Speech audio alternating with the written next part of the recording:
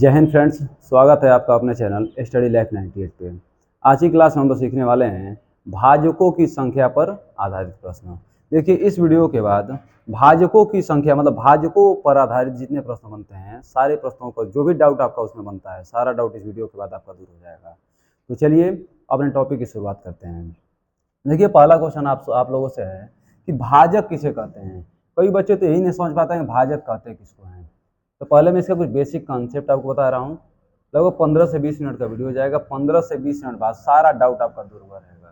ठीक है, तो चलिए शुरुआत करते हैं। देखिए, भाजक किसे कहते हैं इसके बारे में पहले समझिए आप। भाजक होता क्या है। देखिए, भाजक के अन्य नाम क्या होते हैं। भाजक को हम लोग गुणक के नाम से भी जानते हैं। भाजक को हम लोग गुणनखंड के नाम से भी जानते हैं। ठीक है, तो भाजक, गुणक और गुणनखंड तीनों क्या होते हैं, सेम होते हैं। अब एक प्रश्न लेकर मैं बता रहा हूं। जैसे मान लीजिए 6 है, तो 6 के कितने भाजक हैं, है ना। और बेसिक बात है, थोड़ा डीप जाकर और समझ लीजिए। भाजक, इधर गुणक भी मैं लिख दे रहा हूं, गुणज है गुणज भी लिख दे रहा हूं। अब इसी के साथ मैं इसको भी समझा दूंगा आपको कि गुणज होता क्या है। पहले देखिए भाजक के बारे में। 6 के कौन कौन से भाजक है, मतलब वे सभी संख्याएं 6 की भाजक होंगी जो 6 को विभाजित कर देंगी, जो 6 को काट देंगी। वे सभी क्या होंगी, 6 के भाजक होंगी। जैसे मान ली एक 6 को काट देगा, एक 6 का भाजक है। फिर 2, फिर मान लीजिए 3, फिर 6। मतलब 1, 2, 3 और 6, ये सभी क्या हैं, 6 के भाजक हैं। ठीक है, फिर मान लीजिए 8 के भाजक कौन कौन से होंगे। वे सभी संख्याएं 8 के भाजक कहलाएंगे जो 8 को विभाजित कर देंगी। तो मान लीजिए 8 को कौन कौन संख्याएं काट देंगे, 1, 2, 4, फिर क्या आ जाएगा 8। ये सभी क्या हैं, 8 के भाजक हैं। फिर देखिए, जैसे मान लीजिए 10 के भाजक कौन कौन से होंगे, 1, 2, फिर क्या आएगा बाबू 5, फिर क्या आएगा 10। 10 के भाजक या 10 के गुणक या 10 के गुणनखंड कौन कौन से हैं, 1, 2, 5 और 10। आगे देखते हैं, जैसे मान लीजिए 12 के भाजक कौन कौन से होंगे, 1, 2, 3। देखिए 1 12 को काट देगा, 2 भी 12 को काट देगा, 3 भी 12 को काट देगा। 3 चौके 12, 2 छक्के 12 और 1 12 हम 12। फिर क्या हो जाएगा यहाँ पे 4, फिर क्या हो जाएगा 6, फिर क्या हो जाएगा 12। ये सभी क्या होंगे, 12 के भाजक होंगे। तो एक बार ध्यान रखिएगा, भाजक, गुणक और गुणनखंड तीनों का मतलब बिल्कुल सेम होता है। पेपर में आपको कोई भी शब्द लिख कर दे सकता है, सीधा सीधा बोल देगा कि 6 के भाजकों की संख्या बताइए, या 6 के गुणकों की संख्या बताइए, या 6 के गुणनखंडों की संख्या बताइए, है ना बाबू। अब देखिए, इसी से रिलेटेड इसी के जैसा एक शब्द दिखता है गुणज। बड़ा बच्चे कंफ्यूज रहते हैं गुणक में और गुणज में। कंफ्यूजन हमेशा बना रहता है उन लोगों को कि डिफरेंस क्या होता है इन लोगों में। अगर बच्चों से पूछा जाता है कि गुणज के बारे में बताइए, तो गुणक के बारे में बता देते हैं, या फिर गुणक के बारे में पूछे तो गुणज के बारे में बता देते हैं। अगर बताते भी हैं सही तो उनके मन में कंफ्यूजन रहता है कि सही बोले हैं कि हम गलत बोले हैं। तो उसको डाउट दूर कर दिया जाएगा। ध्यान समझिएगा, अभी आपको पूरा डाउट आपका दूर हो जाएगा इस टॉपिक से रिलेटेड। जैसे मान लीजिए 6 के गुणज कौन कौन से होंगे, 6 के गुणज कौन कौन से होंगे। 6 के टेबल में जो संख्याएं आ जाएंगी, जैसे 6 कम 6, 6 दूना 12, 6 3 18, 6 के 24, कहां तक जाएगा बाबू, इनफाइनाइट तक। 7 के गुणज कौन कौन से होंगे, 7 के गुणज कौन कौन से होंगे। 7 एकम 7, 7 दूना 14, 7 त्रिक 21, 7 चौका 28, कहां तक जाएगा बाबू, इनफाइनाइट तक। 8 के गुणज कौन कौन से होंगे, 8 एकम 8, 8 दूना 16, 8 त्रिक 24, कहां तक मैटर जाएगा, इनफाइनाइट तक। मतलब वे सभी संख्याएं दी गई संख्याओं की गुणज कहलाती है जो उसके पहाड़े में आती हैं, जो उसके पहाड़े में आती हैं। जैसे 6 का गुणज 6 का पहाड़ा पढ़ लीजिए, 7 का गुणज 7 का पहाड़ा पढ़ लीजिए, 8 का गुणज 8 का पहाड़ा पढ़ लीजिए। ठीक है, अब देखिएगा ट्रिक मैं बहुत शानदार आपको बता रहा हूं, जिसकी सहायता से आप बड़ी आसानी से लंबे समय जीवन भर आप इसको याद रख सकते हैं, कभी आपसे भूलेगा नहीं गुणज और गुणक में डिफरेंस। देखिए इस शब्द पे ध्यान दीजिए, यहाँ पे लिखा है क्या, गुण, यहाँ भी लिखा हुआ है गुण। तो गुण दिया है दोनों जगह ना, गुण को साइड कर दीजिए। यहाँ क्या दिया हुआ है को, यहाँ क्या दिया हुआ है जो, यहाँ को दिया हुआ है, यहाँ जो दिया हुआ है। अब आप वर्णमाला तो पढ़े ही होंगे, क और जो में पहले कौन आता है, को आता है, बाद में कौन आता है, जो आता है। मतलब को पहले आएगा और जो बाद में आएगा, को पहले आएगा और जो बाद में आएगा। ठीक है बाबू। अब देखिए यह देखिए छह से पहले सब आ रहे हैं सब ना। और देखिए आठ से पहले सब आ रहे हैं सब ना। फिर देखिए 10 से पहले सब आ रहे हैं सब ना। देखिए 12 से पहले सब आ रहे हैं सब ना। है ना, को पहले आ रहा है मतलब 12 से सब पहले आ रहे हैं सब। जो बाद में आ रहा है ना, जो जब बाद में आ रहा है इसका मतलब ये हुआ, देखिए 6 के बाद में सब आ रहे हैं सब ना। 7 के बाद में सब आ रहे हैं सब ना। 8 के बाद में सब आ रहे हैं सब ना। लेकिन और एक बात तो आपको मालूम है, जो संख्या होती है 6, यहाँ देखिए यहाँ पर भी 6 है और यहाँ पर भी 6 है। तो जो संख्या है ना वह गुणज और गुणक दोनों में से गिनती होती है। खुद जो संख्या स्वयं है, जैसे 6 का गुणज 6 भी होगा, 6 का गुणक भी 6 ही होगा, है ना। दोनों में देखिए, दोनों में 6 आपको कॉमन दिखाई देगा। 7 में देखिए 7 नहीं लिखे ना बाबू, 8 में देखिए दोनों में कॉमन दिखाई देगा। ये तो कॉमन सी बात है, आप समझ सकते हैं। इसको याद रखिएगा, ज और क, इसकी सहायता से बहुत लंबे समय तक इस बात को याद करके आप रख सकते हैं कि गुणज और गुणक में डिफरेंस। ठीक है। अंग्रेजी में इसको फैक्टर कहा जाता है, इसको मल्टीप्लाई कहा जाता है ना। मल्टीप्लाई का मतलब गुणा मालूम है आपको, गुणज मतलब बाद में आएगा।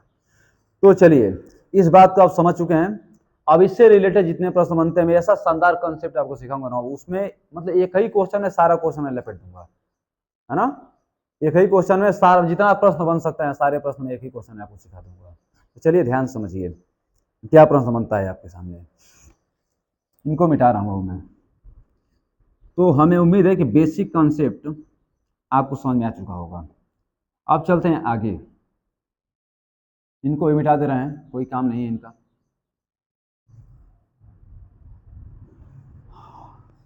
देखिए प्रश्न आपके सामने बन जाए कि 12 के गुणनखंडों की संख्या बताइए। ठीक है, 12 आपके सामने आ जाए बाबू, 12 के गुणनखंडों की संख्या बताइए। तो कैसे बताएंगे आप? सबसे पहले मेथड 1 में बता रहा हूं इसका, 12 के गुणनखंडों की संख्या का। एक काम करेंगे, आप 12 लिखेंगे, 12 कौन कौन सी संख्याएं काट देंगे? 12 कौन कौन सी संख्या काट देंगे? 1 काट देगा, 2 काट देगा, 3 काट देगा, 4 काट देगा, 6 काट देगा और क्या काट देगा बाबू? 12 काट देगा, है ना।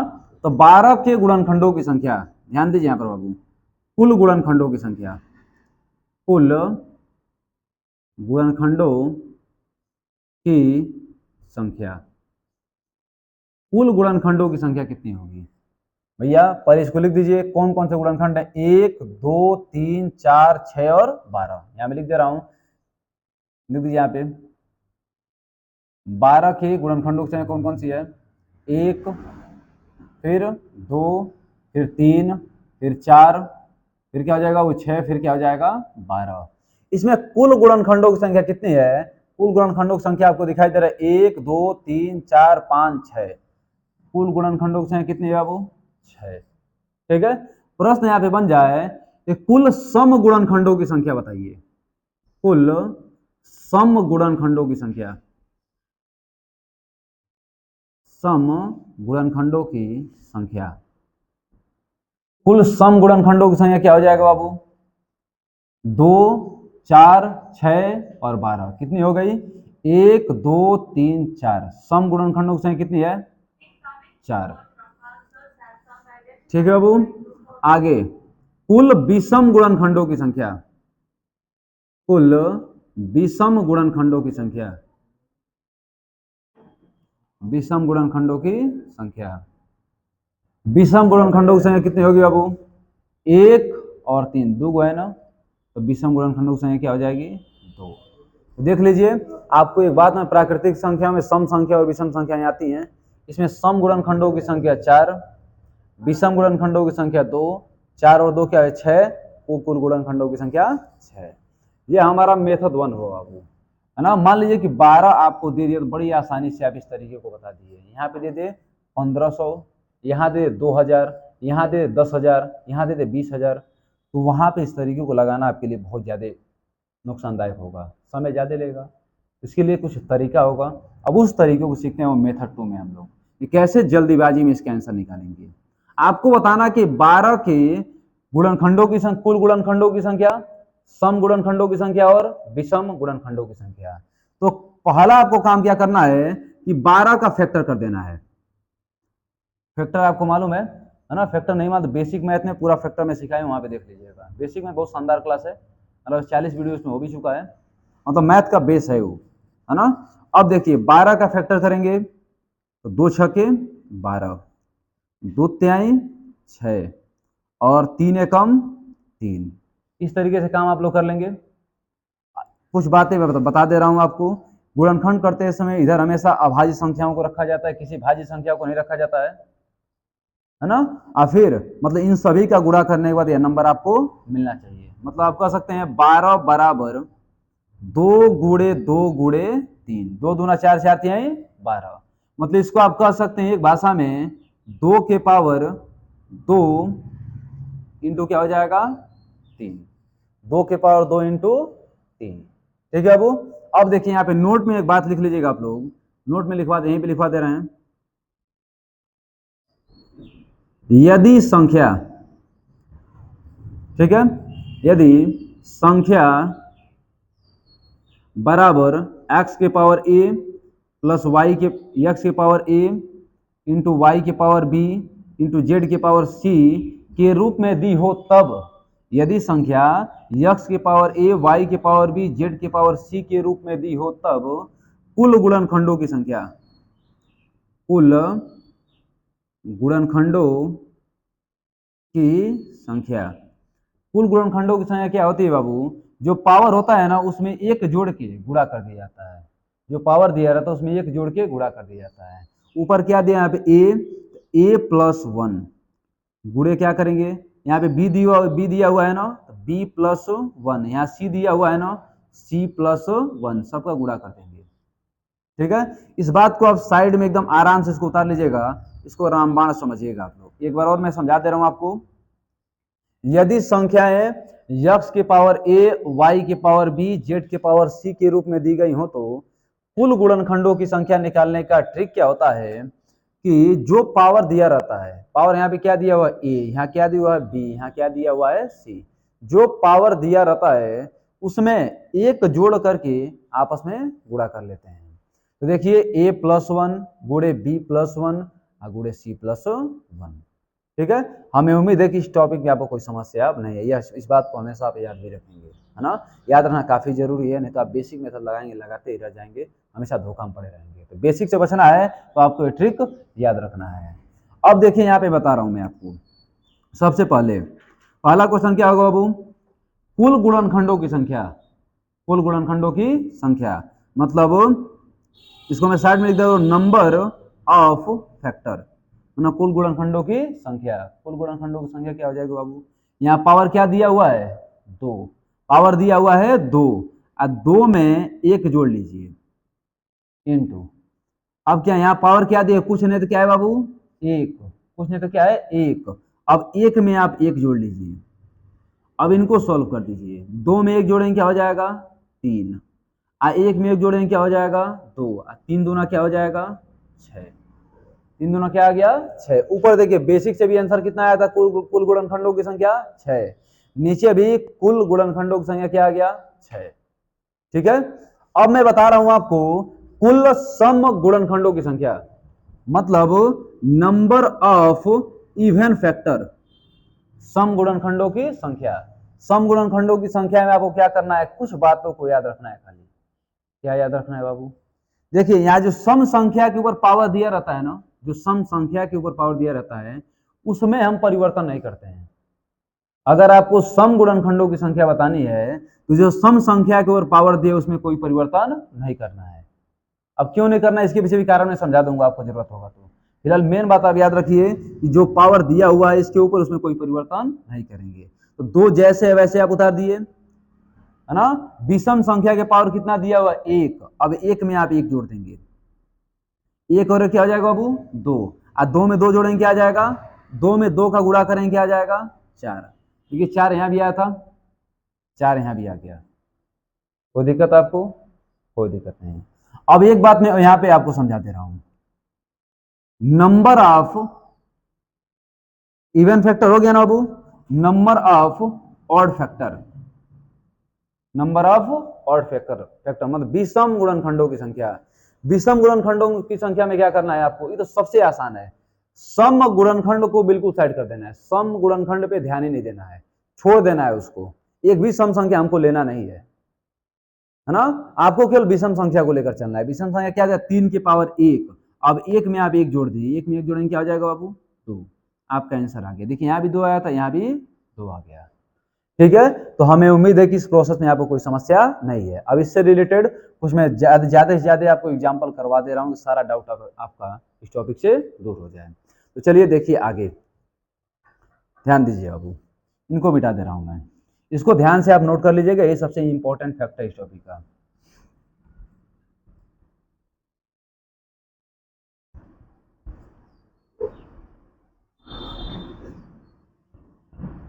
इनको मैं रहने दे रहा हूं, यही तो काम करना है हमको। ठीक है, मान लीजिए आपके सामने प्रश्न आ जाए कि 18 के कुल गुणनखंडों की संख्या बताइए, 18 के सम गुणनखंडों की संख्या बताइए, 18 के विषम गुणनखंडों की संख्या बताइए।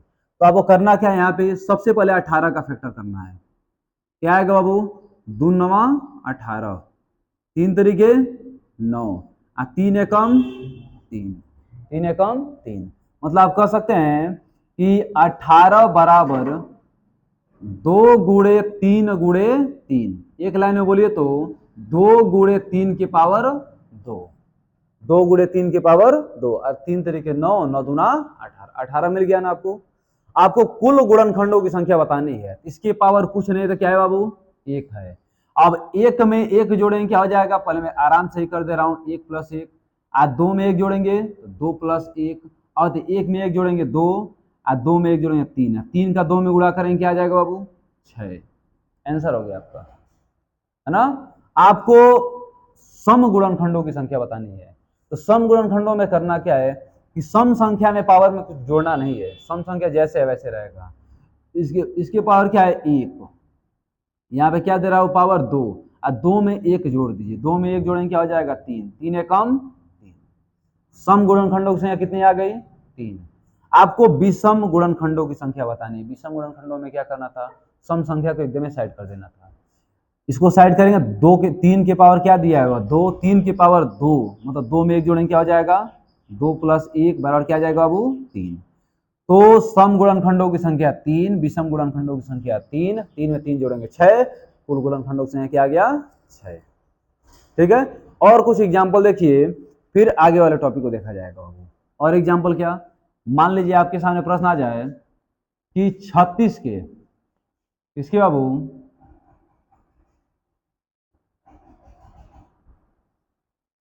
36 के कुल गुणनखंडों की संख्या बताइए, सम गुणनखंडों की संख्या बताइए, और विषम गुणनखंडों की संख्या बताइए। 36 आपके सामने आ जाए बाबू, तो पहला स्टेप आपका क्या होता है, 36 का फैक्टर करना। फैक्टर करेंगे क्या आ जाएगा, यहाँ पे 2 एकम 2, 2 अठे 16, 2 9 18, 3 तरीके 9, और 3 एकम क्या आ जाएगा, 3। मतलब 36 बराबर लिख सकते हैं 2 गुणे 2, मतलब 2 के पावर क्या आ जाएगा, 2, और 3 गुणे 3, मतलब 3 के पावर क्या आ जाएगा, 2। देखिए हमको आपको बताने में समय लग रहा है, लेकिन आप कॉन्सेप्ट सीख जाए तो लगाने में आपको समय नहीं लगेगा, है ना। इतना बड़ा महाभारत नहीं, सीधा सीधा आंसर लिखा जाएगा जो पूछा जाएगा। तो पहले आप आराम से आप कॉन्सेप्ट सीखिए, है ना। कॉन्सेप्ट जितना बेहतर आप कॉन्सेप्ट सीखे रहेंगे उतना बेहतर आप लगाएंगे, है ना। स्पीड तो ऑटोमेटिक बढ़ता है, जैसे जैसे आप प्रैक्टिस करेंगे स्पीड ऑटोमेटिक बढ़ता रहेगा, लेकिन कॉन्सेप्ट बढ़िया से आना चाहिए आपको। देखिए इसमें कुल गुणनखंडों की संख्या पूछ रहा है आपसे, तो कुल गुणनखंडों की संख्या क्या हो जाएगा, 2 के पावर 2 दिया हुआ है, 3 के पावर 2 दिया हुआ है, इसमें 1 जोड़िए, इसमें 1 जोड़िए, 2 में 1 जोड़ेंगे 3, और 2 में 1 जोड़ेंगे 3, 3 तरीके क्या हो गया, 9। आंसर हो गया। आपसे सम गुणनखंडों की संख्या पूछ रहा है, तो सम गुणनखंडों में क्या करना है, सम को बढ़ाना नहीं है, केवल विषम को बढ़ाना है। ऊपर क्या दिया हुआ है, 2, इस 2 में 1 जोड़ेंगे क्या हो जाएगा, 3, 2 3 6, आपका आंसर हो गया। आपसे विषम गुणनखंडों की संख्या पूछ रहा है, तो सम गुणनखंडों की सम वाले को एकदम छोड़ देना है, 2 के पावर 3 के पावर 2 दिया हुआ है, एक बढ़ाएंगे क्या हो जाएगा 3, देखिए 6 6 3 क्या हो जाएगा 9, आपका आंसर हो गया। ठीक है, अब देखिए तो इसमें भी कोई दिक्कत नहीं है आप लोगों को। और कुछ प्रश्न देख लीजिए थोड़ा सा आप लोग, ताकि आपका डाउट एकदम बढ़िया से दूर हो जाए। देखिए मान लीजिए आपके सामने प्रश्न दे दे 48, कुछ भी दे सकता है बाबू, है ना, हम 48 दे दिया मान लीजिए, तो सबसे पहला काम आपका क्या रहेगा, 48 का फैक्टर करना।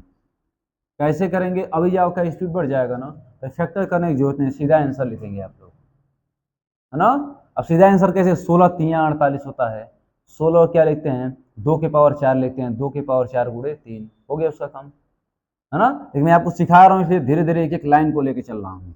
देखिए 2 दूना क्या, 2 दूना 4, फिर 2 चौके 8, 2 एक कम 2, 2 दूना 4, 2 छके 12, 2 त्याई 6, 3 एकम 3। देखिए 2 गुणे 2 गुणे 2 गुणे 2, मतलब कह सकते हैं आप 2 के पावर 4 और 3 के पावर 1।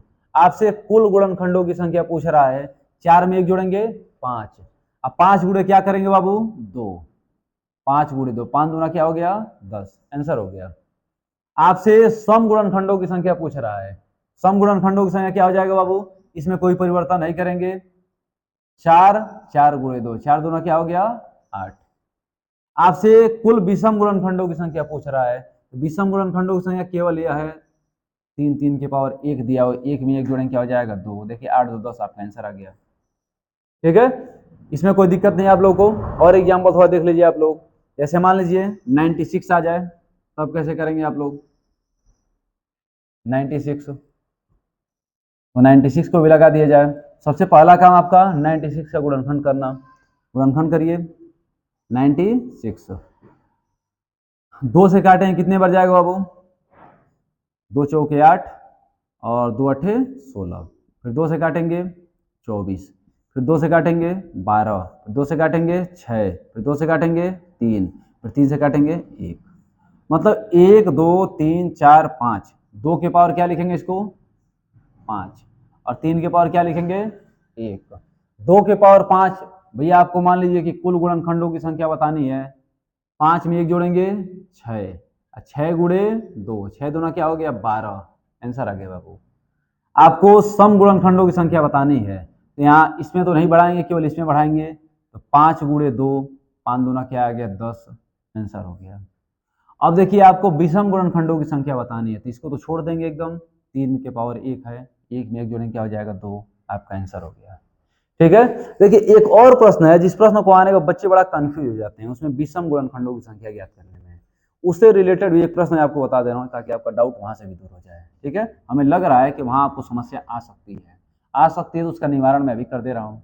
ठीक है, देखिए ध्यान से, मान लीजिए आपके सामने एक प्रश्न आ जाए कि 64 के कुल गुणनखंडों की संख्या बताइए, सम गुणनखंडों की संख्या बताइए, विषम गुणनखंडों की संख्या बताइए। तो सबसे पहला स्टेप आपका क्या होता है, 64 का फैक्टर करना। ठीक है, अभी आपका जो स्पीड बढ़ जाएगा ना तो सीधा लेंगे 2 के पावर 6 बराबर 64। देखिए लिखेंगे, कितना बार काटेंगे वो 32, फिर काटेंगे क्या आ जाएगा 16, फिर क्या काटेंगे आ जाएगा 8, फिर काटेंगे तो 4, फिर 2, फिर क्या आ जाएगा 2, माने 1 2 3 4 5 6, 64 बराबर लिख सकते हैं 2 के पावर 6। इसमें कुल गुणनखंडों की संख्या क्या हो जाएगी बाबू, कुल गुणनखंडों की संख्या हो जाएगी 6 प्लस 1 बराबर क्या आ जाएगा 7। इसमें सम गुणनखंडों की संख्या कितनी होगी, आपको एक बात मालूम है, सम गुणनखंडों की संख्या ज्ञात करते समय जो संख्या सम दी हो तो उसके पावर में कोई परिवर्तन नहीं करते हैं, तो क्या हो जाएगा यहाँ पे 6। अब यहाँ बात फंसती है बच्चों से कि सर यहाँ विषम गुणनखंडों की संख्या कैसे निकालेंगे, कैसे यहाँ फाइंड आउट करेंगे विषम गुणनखंडों की संख्या कितनी है, क्योंकि इसमें तो हमेशा समी संख्या दिखाई दे रही है, विषम संख्या तो दिखाई दे ही नहीं रही है। लेकिन एक बात ध्यान रखिएगा आप लोग कि एक एक ऐसी संख्या है जो न तो भाज्य संख्या है न ही अभाज्य संख्या, एक सभी संख्याओं के साथ रहता है, एक न तो भाज्य संख्या है न ही अभाज्य संख्या है, एक सभी संख्याओं का गुणनफल होता है। किसी भी संख्या में आप 1 से गुणा करिए सेम वही संख्या मिलेगा, मिलेगा ना बाबू, जब वही मिलेगा एक सभी संख्याओं को विभाजित भी कर देता है। इसलिए इसमें कुल विषम गुणनखंडों की संख्या कितनी हो जाएगी, केवल 1। एक क्यों होगी? क्योंकि एक सबके साथ उपस्थित है, यहाँ केवल आपको सम संख्याएं दिखाई दे रही हैं। तो 6 सम संख्याओं की सम गुणनखंडों की संख्या और 6 में एक जोड़ेंगे, क्या हो जाएगा? विषम गुणनखंडों की संख्या। मतलब यहाँ पर आपको यदि कोई विषम संख्या दिखाई न दे, केवल सम संख्याएं दिखाई दे, तो आप विषम गुणनखंडों की संख्या क्या हो जाएगी? एक वह कौन सी संख्या होगी? केवल एक होगी। मैं आपको जीरो मेथड से भी करके दिखा दे रहा हूं। देखिए 64 के भाजकों की संख्या, पहले क्या हो जाएगा? एक इसको काटेगा, फिर 2 काटेगा, फिर 4 काटेगा, फिर 8 काटेगा, फिर 16 काटेगा, फिर 32 काटेगा, फिर कौन काटेगा अबू? 64 काटेगा।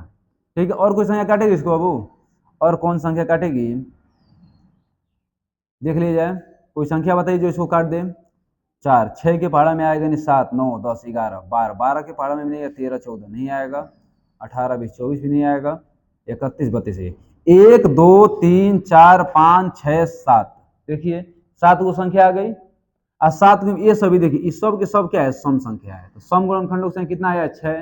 देखिए 1, 2, 3, 4, 5, 6, 6 आने गया। अब विषम गुणनखंडों की संख्या केवल एक, क्योंकि एक तो सबके साथ रहता है, जिसके साथ अन्याय हो नहीं सकता है। तो विषम गुणनखंडों से क्या हो जाएगा? एक। ठीक है, तो हमें उम्मीद है कि इस टॉपिक में आपको कोई दिक्कत नहीं होगा। इससे रिलेटेड जो भी प्रश्न बनेंगे बड़ी आसानी से आप उसका आंसर निकाल लेंगे। तो अभी के लिए इतना ही रखते हैं, मिलते हैं अगले वीडियो में। बहुत बहुत धन्यवाद।